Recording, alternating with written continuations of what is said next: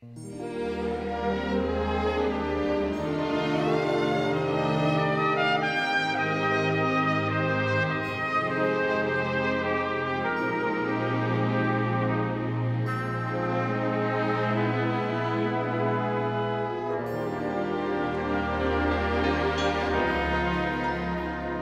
Debbie, how long have you been living in California? 22 years. And how many years did you spend in the group home? About 22 years. 22 years. Are you in a group home today? No, I'm in supported living. I'm living in an apartment. So what was your feeling about living in the group home for all those years? It was all right, but I wasn't able to make my own choices there. What kind of choices did you want to make that you couldn't? I wanted to live on my own. Sandy, did you know that Debbie wanted to live in the community and have her own apartment? Well, after a few years, she started complaining, and I really didn't know what my rights were and her rights until we got involved with DDS, CAC. I learned about more of her rights, and I learned about things that I could do to help Debbie, like being more involved in her IPPs.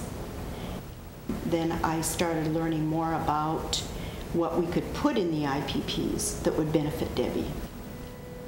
So up until then, what were those meetings like, and what was the IPP like? To live on my own, have my own place, but they would never talk about it. Debbie would bring it up, they would kind of ignore it.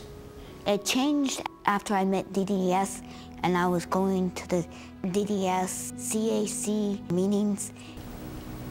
Carol told us what our rights were, and then just going to the DDS meetings, we learned the rights. The first meeting I went to, they were discussing the Latterman Act, and I thought, oh my gosh, she does have rights. And then things started changing. And then we came back and we started working. I told Debbie, we'll get you into supportive living. Well, I knew I had a right. It was just finding the right way to go about it.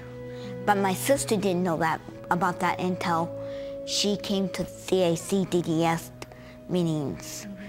I went to ask Carol questions. I wrote down all these questions. Good. And I asked her some of them. She was really surprised. But then she was the one that steered me in the right direction and told me Debbie can live independently.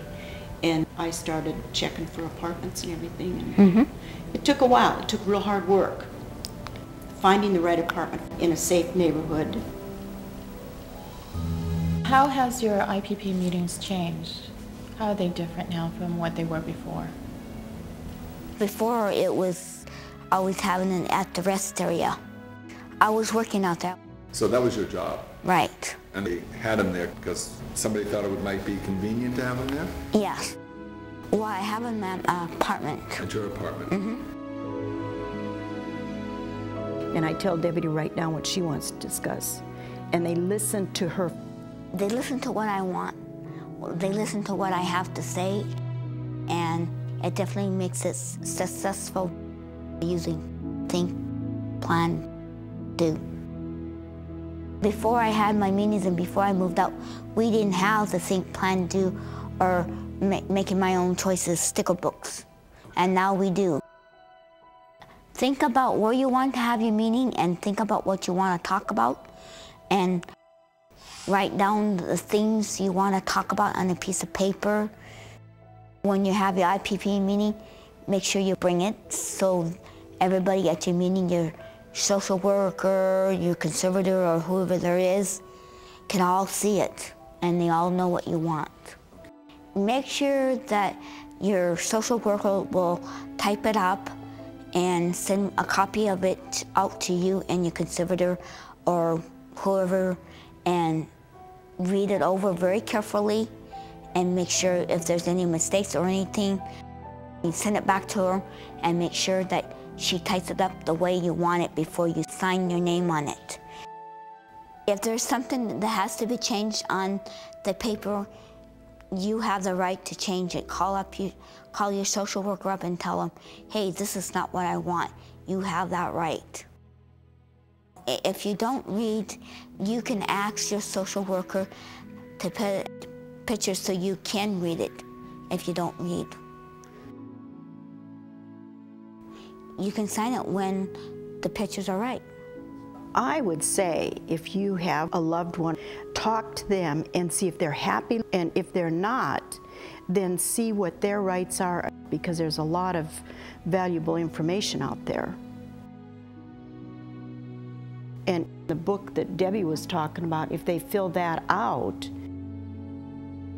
and they're always welcome to go to those meetings. You all have a choice to live where you want to live. And make your own choice by using think, plan, do.